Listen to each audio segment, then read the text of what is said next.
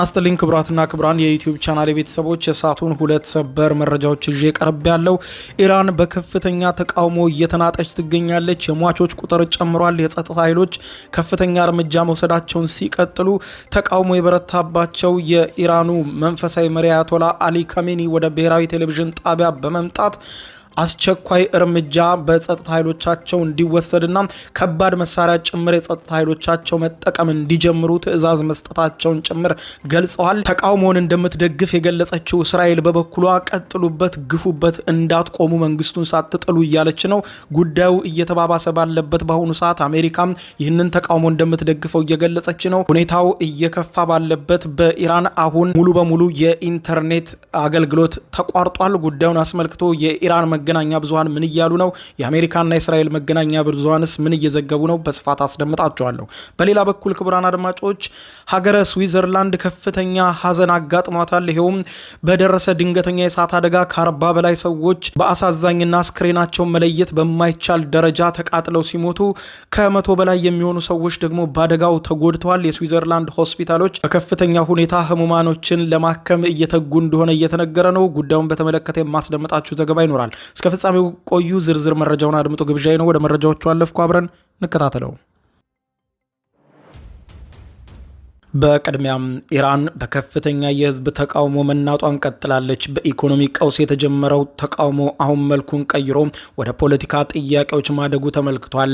የኢራን መንግስት ሙሉ በሙሉ የኢንተርኔት አገልግሎትን የገደበ ሲሆን መገናኛ ብዙሃን በኢራን ውስጥ ምን እየተከናወነ እንደሆነ ለማወቅ ተቸግረዋል። ቢቢሲ የኢራን ክንፍ የሆነው ቢቢሲ ፐርሺያ እንደዘገበው ከሆነ በዋጋ ግሽፈት ምክንያት የተነሳው ተቃውሞ አሁን ሞት ለአያቶላው ሞት ለመንግስት ወደሚልና በመንግስት ላይ ወደ ተነሳ የፖለቲካ ጥያቄ ወዳዘለ ተቃውሞ አምርቷል ሲል ዘግቧል። አጃንስ ፍራንስ ፕሬስ ኢራን ኒውስን ጠቅሶ እንደዘገበው ከሆነ ተቃውሞ በ35 ዋና ዋና ከተሞች ተዛምቷል። ከነዚህም ውስጥ ዋና ከተማዋ ቴህራን እንዲሁም በተለምዶ የመንግስት ጠንካራ ደጋፊዎች ያሉበት በሚባለው ማሻድ ጭምር በኩርዲሽ ግዛቶችም ተቃውሞ እንደተስፋፋ ተነግሯል። የኢራን መንግስት ብሔራዊ የቴሌቪዥን ጣቢያ እንደገለጸው የሟቾች ቁጥር 12 ደርሷል ብሏል። ሟቾቹንም አመፀኛ ሲል ጠርቷቸዋል።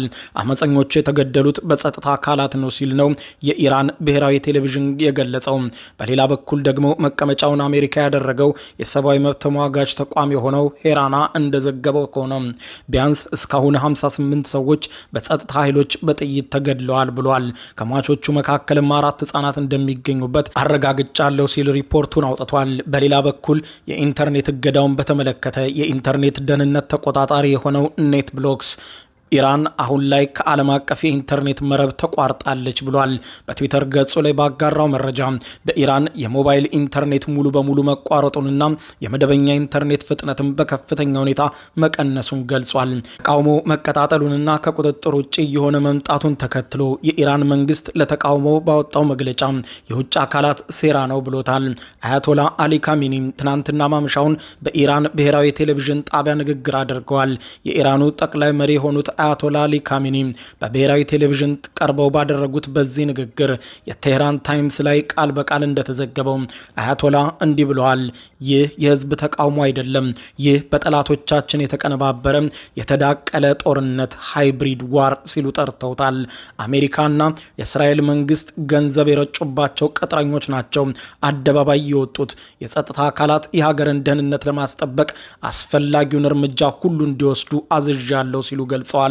የአብዮታዊው ዘብ የሚባለው IRGC ማስጠንቀቂያ አውጥቷል። ከፊል የመንግስት ሚዲያ የሆነው ታስኒም የዜና ወኪል በበኩሉ የኢራን አብዮታዊ ዘብ አዛዦች አመፁ በአስቸኳይ ካልቆመ የከባድ መሳሪያ እርምጃ እንወስዳለን የሚል እንቅስቃሴ ውስጥ ጭምር መግባታቸውን ገልጿል። ይህ የኢራን በከፍተኛ ሁኔታ እንዲህ በተቃውሞ መናጥ ወትሮውንም ይህንን ጉዳይ አበክረው ለሚከታተሉትና ለሚፈልጉት አሜሪካና እስራኤል ሰርግና ምላሽ ሆኑላቸዋል ይላል መገናኛ ብዙሃን ትንታኔ። እስራኤል በኢራን ውስጥ የተፈጠረውን ከፍተኛ አመጽ ተከትሎ ደስታዋን አልደበቀችም። ዘ ታይምስ ኦፍ እስራኤል እንደዘገበው ከሆነ ጠቅላይ ሚኒስትር ቤንያሚን ኔታንያሁ ለካቢኔያቸው በሰጡት ቃል በኢራን የተፈጠረው ቀውስ እስራኤልን በሌሎች ግንባሮች በተለይም በቀይ ባህርና በሶማሌላንድ ጉዳይ ጫናን እንደሚያቀልላት ጭምር ሲናገሩ ተደምጠዋል። ኔታንያሁ በይፋ የቪዲዮ መልእክታቸው እንዲህ ብለው ነበር። የኢራን አገዛዝ በሽብር ላይ በሚያባክነው ገንዘብ የራሱን ህዝብ ተርቧል። የምንመለከተው ተቃውሞ የነጻነት ብርሃን ነው። የእስራኤል ህዝብ ከኢራን ህዝብ ጎን ይቆማል።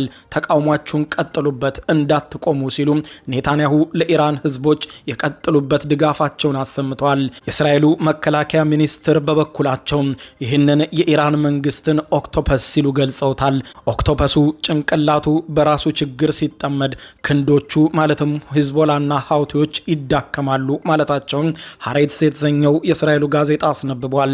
የአሜሪካን ጉዳይ በተመለከተ አሜሪካ ለተቃውሞ ግልጽ ድጋፍ ሰጥታለች። ፎክስ ኒውስ እንደዘገበው ከሆነ ፕሬዚደንት ዶናልድ ጄ ትራምፕ በጉዳዩ ላይ ተከታታይ መግለጫዎችን እየሰጡ ነው። ትራምፕ በራሳቸው ማህበራዊ ሚዲያ ትሩዝ ሶሻል ላይ አሜሪካ በኢራን እየሆነ ያለውን ጉዳይ በደስታ ትቀበለዋለች፣ ህዝቡ አሁን ነቅቷል ብለዋል። አያቶላው በገዛ ህዝባቸው ላይ የሚያደርጉትን ጉዳይ ከዚህ በኋላ እያየ ዝም አይልም። የኢራን ህዝብ ለውጥ ይፈልጋል፣ እኛም ያንን ለውጥ እንደግፈዋለን፣ እንቀበለዋለን ሲሉ ተደምጠዋል። የአሜሪካ ስቴት ዲፓርትመንት ቃል አቀባይ ለጋዜጠኞች ሲናገሩ እንዲህ አሉ። የኢራን መንግስት ትኩረቱን ከሶማሊያና ከየመን አንስቶ ወደ ራሱ ህዝብ ጥያቄ እንዲመልስ ይህ ተቃውሞ ወሳኝ ነው፣ እንደግፈዋለሁ ማለታቸው የአሜሪካን መገናኛ ብዙሃን ኬብል ኒውስ ኔትወርክ ሲኤንኤን ዘግቧል። አልጀዚራ በትንታኔው እንዳስቀመጠው ከሆነ ኢራን በውስጥ ችግር ስትወጠር የሚከተሉት ነገሮች ሊፈጠሩ ይችላሉ ሲል አስቀምጧል። አንደኛ የፕሮክሲዎች መዳከም ሲል ያስቀምጠዋል። ኢራን ለየመን ሀውቲዎች፣ ለሶማሊያ ታጣቂዎችና ለሐማስ የምትልከው ገንዘብና መሳሪያ ይቀንሳል ወይም ይቆማል። ይህ ደግሞ ለእስራኤል ትልቅ እፎይታ ይሰጣታል ብሏል። ሁለተኛው ደግሞ የቀይ ባህር ደህንነት ነው። ኢራን ከቀይ ባህር ትኩረቷን ስታነሳ የአሜሪካና የእስራኤል መርከቦች በኢራን ላይ እንደ ልባቸው እንደሚሄዱ ይገልጻል። ሶስተኛው የሶማሌላንድ ወቅታዊ ጉዳይ ነው። ኢራን ሶማሌላንድን ለመውጋት የምታደርገውን የድሮንና የሚሳኤል ድጋፍ ያስተጓጉላል። ይህ ደግሞ ሶማሌላንድንና አጋሮቿን ኢትዮጵያና እስራኤልን ጨምሮ ተጠቃሚ ያደርጋል ሲል ነው አልጀዚራ ያስቀምጠው። በመጨረሻም በኢራን ያለውን ሁኔታ እጅግ ተለዋዋጭ ሲሆን አሜሪካና እስራኤል ለውጡን በጉጉት እየጠበቁት ቢሆንም የኢራን መንግስት በቀላሉ እጅ እንደማይሰጥና የኃይል እርምጃውን ይበልጥ ሊያጠናክር እንደሚችልም እየገለጸ ይገኛል። የሟቾች ቁጥር እየጨመረ ባለበትና ዛሬ 5ኛ ቀኑን በያዘው የኢራን ከፍተኛ ተቃውሞን ተከትሎ የፋርስ የዜና ወኪልና የሰብአዊ መብት ቡድን የሆነው ሄንጋው በደቡብ ምዕራብ ኢራን በምትገኘው ሎርጋዴን ከተማ በተቃዋሚና በጸጥታ ኃይሎች መካከል በተፈጠረው ግጭት 2 ሰዎች መሞታቸውን ይናገራል። በአዝና 3 ተጨማሪ ሰዎች፣ በሁድሻት ደግሞ 1 ሰው መገደሉን ፋርስ የዜና ወኪል ዘግቧል። በሐሙስ ዕለት በማህበራዊ ሚዲያ ላይ በተለጠፉ ቪዲዮዎች ላይ በተቃዋሚዎችና በጸጥታ ኃይሎች መካከል በተደረጉ ግጭቶች ወቅት መኪኖች በሳት ሲቃጠሉ ታይቷል።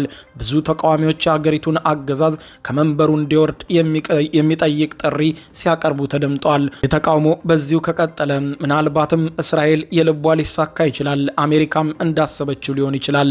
ነገር ግን ጉዳዩ አሁንም ቢሆን ቀጣይ ደረጃዎችን እንዳይሄድ እናቸውንም አይነት ኃይሉን እንደሚጠቀም የኢራን መንግስት ገልጿል።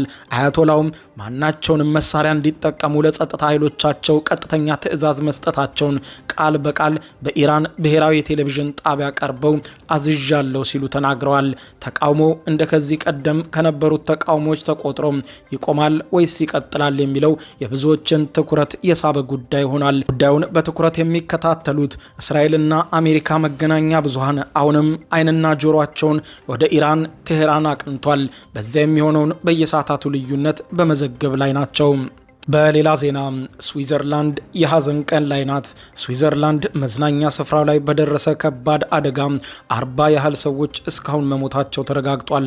በደቡባዊ ስዊዘርላንድ በሚገኘው የበረዶ ሸርተት የመጫወቻ ስፍራ ውስጥ የሚገኝ የመዝናኛ ስፍራ በተነሳ ድንገተኛ እሳት ነው እስካሁን 40 ሰዎች መሞታቸው የተነገረው። በእሳት አደጋው 115 ሰዎች እስካሁን ጉዳት እንደደረሰባቸው የተረጋገጠ ሲሆን ብዙዎቹም በከባድ ሁኔታ ውስጥ ናቸው ተብሏል። እሳቱ የተከሰተው አካባቢው ላይ በነበረ አንድ ባር ውስጥ ሲሆን የአዲስ ዓመት ዋዜማ እየተከበረ በነበረበት ወቅት ነው ብሏል። አደጋውን እየመረመሩ የሚገኙ ፖሊሶች እሳቱ የተነሳበትን መንስኤ እስካሁን ያላወቁ ሲሆን ጥቃት ደርሶ እንዳልነበር ግን እርግጠኞች ነን ባይ ናቸው። ከተለያዩ ሀገራት የመጡ ቱሪስቶች ጉዳት እንደደረሰባቸው ተነግሯል። የአካባቢው የፖሊስ አዛዥ የሆኑት ፍሬድሪክ ጊስለር በሚቀጥሉት ቀናት ውስጥ ቅድሚያ የሚሰጠው ጉዳይ የሞቱትን ሰዎች መለየትና አስክሬናቸውን በፍጥነት ወደ ቤተሰቦቻቸው መመለስ ነው ብለዋል። 13 ሄሊኮፕተሮች፣ 42 አምቡላንሶችና 150 የአደጋ ጊዜ ሰራተኞች በቱሪስት በሚዘወተረው አካባቢ ተሰማርተው እንደነበር ማወቅ ተችሏል። አብዛኞቹ በአደጋው የተጎዱ ሰዎችን ከባድ ቃጠሎ እንደደረሰባቸው የተገለጸ ሲሆን 60 ሰዎች ደግሞ በቫሌስ ወደሚገኘው የሲዮን ሆስፒታል ለተሻለ ሕክምና በፍጥነት ተወስደዋል። የክልሉ አስተዳዳሪ ማቲያስ ሬናርድ እንደገለጹት ከሆነ ቁጥራቸው ከፍተኛ የሚሆን ሰዎች በአስጊ ሁኔታ ላይ ይገኛሉ ሲሉ ገልጸዋል። በአካባቢው የሚገኘው ሆስፒታል የጽኑ ህሙማን ክፍሉ ሙሉ በሙሉ በመሙላቱ ሬናርድ የአካባቢው ማህበረሰብ አስፈላጊ የሆስፒታል ሕክምና እንዳይፈልግ ተማጽኖ አቀርበዋል። አስክሬኖቹ እንዲሁም የቆሰሉትን ሰዎች ማንነት መለየት በጣም ረዥም ጊዜ ሊወስድ ይችላል። አስክሬናቸው በእጅግ በከፍተኛ ሁኔታ ተጎድቷል ሲሉ አስተዳዳሪው የአደጋውን ጥልቀት ገልጸዋል። አንዳንድ ሰዎች በቃጠሎ ክፉኛ በመጎዳታቸው የቃጠሎ ሕክምና ክፍል ወዳሏቸው እንደ ላውሳንና ዙሪክ ባሉ ሌሎች የስዊዘርላንድ ከተሞች ወደሚገኙ ሆስፒታሎች በፍጥነት ተወስደዋል። የላውሳን ዩኒቨርሲቲ ሆስፒታል ቃል አቀባይ 22 የቃጠሎ ጉዳት የደረሰባቸው ታካሚዎች እያከሙ መሆናቸውን ተናግረዋል። የዙሪክ ዩኒቨርሲቲ ሆስፒታል በበኩሉ 12 ህሙማንን ተቀብሏል። አንዳንድ ታካሚዎችም ወደ ጄኔቫ ዩኒቨርሲቲ ሆስፒታል ተዘዋውረው ከባድና የሶስተኛ ደረጃ ቃጠሎ ሕክምና እየተደረገላቸው የነበረ ሲሆን ከነዚህም መካከል እድሜያቸው ከ15 እስከ 25 እድሜ የሚሆን በጣም ወጣት የሆኑ እጅግ በርካታ ሰዎች ይገኙበታል ብለዋል። ዶክተር ሮበርት ላሪቮ ሲናገሩ ለቢቢሲ እሳቱ በጣም ኃይለኛ ከመሆኑ የተነሳ ቃጠሎ ወደ ውስጥ ዘልቆ ሊገባ ይችላል። ሰዎች መርዛማ ጭስ ወደ ሳምባቸው አስገብተዋል ሲሉ የአደጋውን ጥልቀት ይገልጻሉ። የጣሊያን የውጭ ጉዳይ ሚኒስትር ለቢቢሲ በአሁኑ ወቅት 16 የጣሊያን ዜጎች እንደጠፉና ከ12 እስከ 15 የሚሆኑ ሌሎች ሰዎችም በሆስፒታል ሕክምና እየተደረገላቸው መሆኑን ገልጸዋል። የፈረንሳይ ውጭ ጉዳይ ሚኒስትር 8 ዜጎቿ እንደጠፉና ከሟቾች መካከልም የፈረንሳይ ዜጎች መኖራቸውን ገልጧል። የፈረንሳይ መገናኛ ብዙሃን እንደዘገቡት ከሆነ ከቆሰሉት ውስጥ ቢያንስ 2 ሰዎች የፈረንሳይ ዜጎች ሊሆኑ እንደሚችሉ ገልጸዋል። 3 የጣሊያን ዜጎች ሚላን በሚገኘው የኒጓርዳ ሆስፒታል እየተወሰዱ መሆኑን የጣሊያን ምክር ቤት አባል ጊዶ ቤርቶላሶ ተናግረዋል። ከ30 እስከ 40 በመቶ የሚሆን ሰውነታቸው በእሳት ተቃጥሏል ሲሉ ለጋዜጠኞች ተናግረዋል። ነገር ግን መንቀሳቀስ እንደሚችሉ መረጋገጡ ጥሩ ምልክት ነው ሲሉ ነው የገለጹት። ክቡራን አድማጮች ለሰዓቱ ብታደምጧቸው መልካም ናቸው ያልኳቸው አጫጭር መረጃዎች የሰማችኋቸው ናቸው። ከሰዓታት በኋላ በሌላ መረጃ ተመልሰን እስከምንገናኝ በያለንበት የዓለም ዳር ቸር እንቆይ። የዩቲዩብ የስኬት ሚስጥሮችን በዝርዝር የያዘው የአቤል ብርሃኑ የወይኗ ልጅ መጽሐፍ ሁለተኛ እትም በገበያ ላይ። ዩቲዩብ ለመጀመር በአጭር ጊዜ ስኬትን ለመቀዳጀት አስበዋል? ዩቲዩብ ብጀምር ስንት ብር አገኘሁም ብሎ አስበዋል? እንግዲያውስ በዩቲዩብ 2 የወርቅ 3 የብር ሽልማቶችን ያገኘው የአቤል ብርሃኑ የወይኗ ልጅ የዩቲዩብ ሚስጥሮች መጽሐፍ በዝርዝር ሁሉንም ያብራራሉታል። ዛሬውኑ ገዝተው ህልሞን እውን የሚያደርጉበትን የዩቲዩብ የስኬት መንገድ ይጀምሩ። በሀገር ቤት አከፋፋይ አዲስ አበባ ሜክሲኮ ኮሜርስ መጽሐፍት መደብር። በውጭ ሀገራት ለምትገኙ ከአማዞን ላይ ብታዙ በቀናት ውስጥ ደጁ ይደርሳል። የአማዞን ሊንኩን እዚህ ቪዲዮ ኮሜንት ላይ ያገኙታል። የዩቲዩብ ሚስጥሮች ዘመኑ ጋር ተፈላጊ መጽሐፍ